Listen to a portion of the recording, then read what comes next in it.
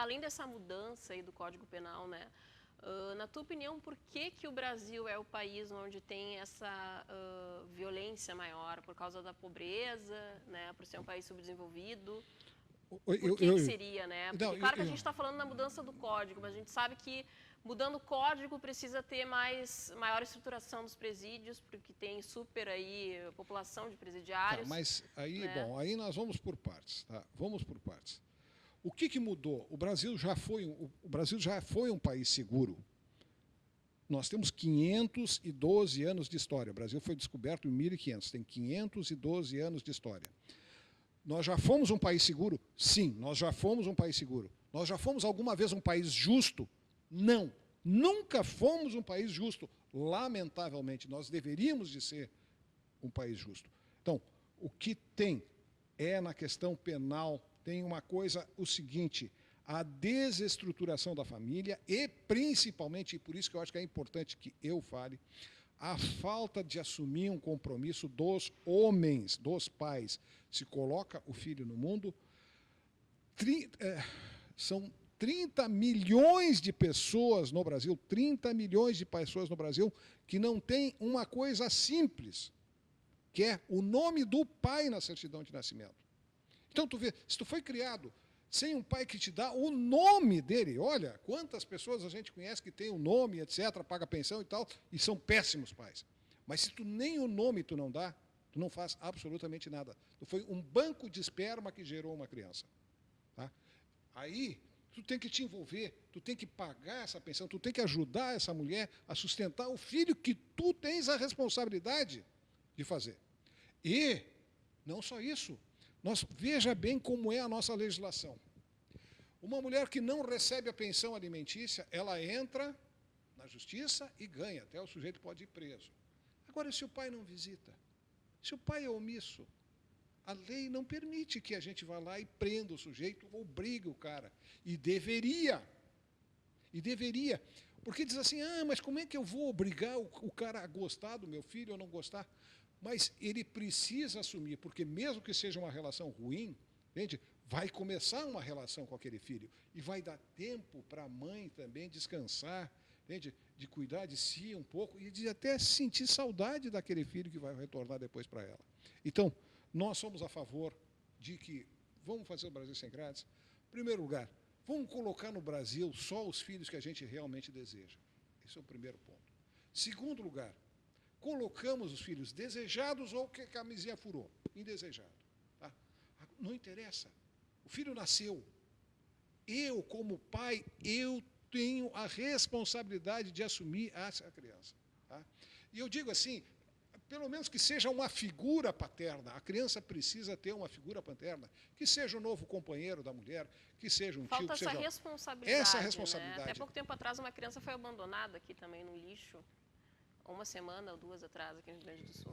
Infelizmente isso tem acontecido mais agora também, vamos dizer, mulheres abandonando os filhos, assim, nem querendo assumir essa questão materna. Isso é uma questão triste, mas isso tudo é a matéria-prima desse país que é campeão mundial dos assassinatos.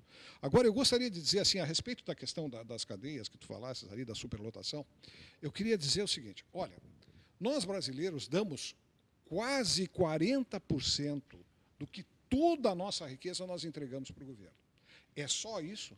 Não. E é um dos países onde se paga mais imposto. Não é um dos países onde se paga mais, não. É o país onde se paga mais. Porque tu dá esses quase 40%, mas, além disso, o que não acontece nos outros países, tu tem que pagar o pedágio, porque senão a estrada não vai funcionar. Tu tem que pagar uma escola particular. Aqui, a Ubra é uma escola particular.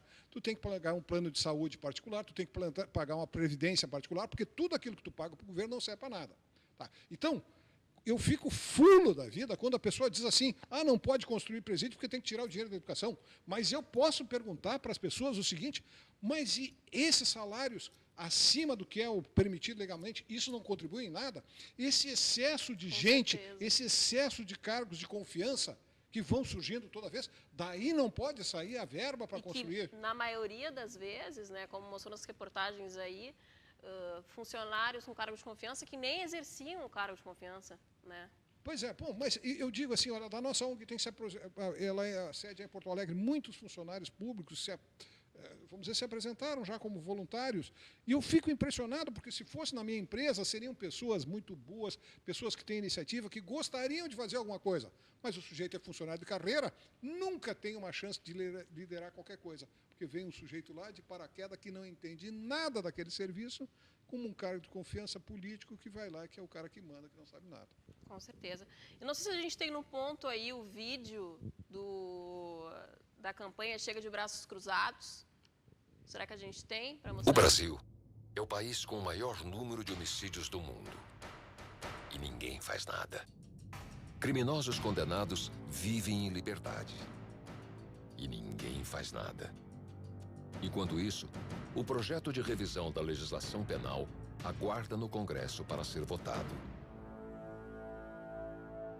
Chega de braços cruzados. Acesse o site e veja como pressionar o seu deputado. Bem impactante, né, a campanha. Quando é que foi lançada essa campanha Chega de Braços Cruzados? Como é que foi pensada também, né? Bom, como é que foi pensado é o seguinte, às vezes as pessoas se aproximavam da ONG e diziam, eu gostaria de ajudar vocês. E muitas vezes eu não sabia dizer como a pessoa poderia fazer. Tá? Então, a ideia é a seguinte, se a gente pedir para a população uma coisa pequena, uma coisa que a pessoa possa fazer sem maior problema, tipo o que se faz na Argentina, assim, amanhã de noite, às 9 horas da noite, abra a tua janela, pega uma panela e bata se tu não estiveres satisfeito com a situação econômica do país. Até criança faz isso na Todo mundo Argentina. faz isso, ok? Então, o que nós estamos tentando fazer aí? Pô, nós estamos falando do Brasil. O Brasil é um país muito maior que a Argentina, certo? Nós temos muito mais capitais. Não adianta fazer apenas uma coisa aqui no Rio Grande do Sul. Então, nós resolvemos fazer o quê? A nossa janela é a internet. revisãodalegislaçãopenal.com.br. Botamos .com porque é o mais comum. revisãodalegislaçãopenal.com.br. Entre lá, vai assistir o vídeo, mas também, e a gente aí é que é um grande ponto que a pessoa pode nos ajudar. Toda pessoa que está vendo o teu programa, Cláudia, peço que nos ajude. Porque lá tem todos os estados e tem todos os parlamentares de todos os partidos de todos os estados. Pegue lá, clique, se quiser botar o seu e-mail, põe, se não quiser, não põe o seu e-mail, isso é optativo, e mande esse vídeo, porque a gente quer tirar o braço cruzado da população e quer tirar o braço cruzado lá de Brasília, porque todas essas coisas, qualquer ideia que o ouvinte aqui devia de mudar isso, pode ter certeza, lá em Brasília já tem um projeto de lei sobre isso. Entende? Projetos de lei para modificar e para corrigir, tem, só que eles jamais entram na pauta para serem votados. Aquela vez, só para provar isso que eu estou querendo dizer, aquela vez que aquele menino João Hélio, lá do Rio de Janeiro, foi arrastado, foi se decompondo lá pelo meio da estrada, tal, o que aconteceu? Então, aquilo deu uma comoção nacional. Foi aí que apresentaram os projetos de lei? Não. Os projetos de lei já estavam lá em Brasília. Eles simplesmente começaram a discutir e botar em pauta. Entende? Aí quando alguém... a população se mobiliza... Pois é, mas aí alguém disse assim, não... Mas agora nós estamos num momento de violenta emoção, nós não podemos votar isso, num momento de violenta emoção. Mas as pessoas não se dão conta do seguinte, se não me engano, são 110 assassinatos que existem por dia no Brasil. Para tu teres uma ideia, para as pessoas terem uma ideia da comparação, por ano em Londres e Paris dá 150 assassinatos. Em duas capitais da Europa, dá quase, as duas juntas por ano, dá o que dá aqui por dia no Brasil. Entende? Então, todos os dias, agora eu pergunto, se é o teu filho que morreu hoje, foi assassinado hoje, para ti não é o dia de maior violenta emoção que poderia ter? E isso todos os dias está havendo. Todos os dias vocês fazem reportagens, entende? De gente que perdeu um caso que dá um pouco mais de repercussão, aí vem aquelas passeatas, o pessoal bota, paz, bota uma camiseta branca, bota foto, entende? Mas aquilo se esgota nisto. Então, agora, a pessoa tem a chance de se fazer ouvir em Brasília. E eu digo aqui o seguinte, a ONG Brasil Sem Grades quer o quê? Nós queremos mudar, sim, mas nós queremos mudança tipo Viagra, é para endurecer.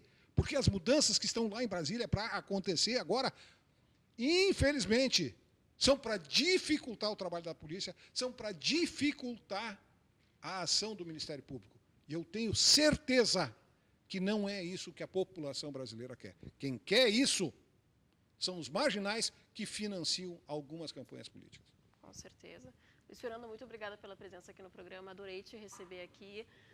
Os contatos, novamente, o site da Brasil Sem Grades. Site da Brasil Sem Grades, www.brasilsemgrades.org.br. E ali, então, já vai entrar para esse outro site ali, assim. E não esqueça, veja o vídeo e veja também, depois faça a segunda ação. Mande para o seu deputado ou mande para deputado que nem conhece, de qualquer estado, porque isso, vamos usar essa ferramenta da internet. Vamos nos E mobilizar. estamos precisando das pessoas, precisamos desta pequena ação das pessoas. Muito obrigado. Com certeza. Eu que agradeço pela presença. Eu vou para o intervalo e já volto com mais TPM. Fica aqui comigo.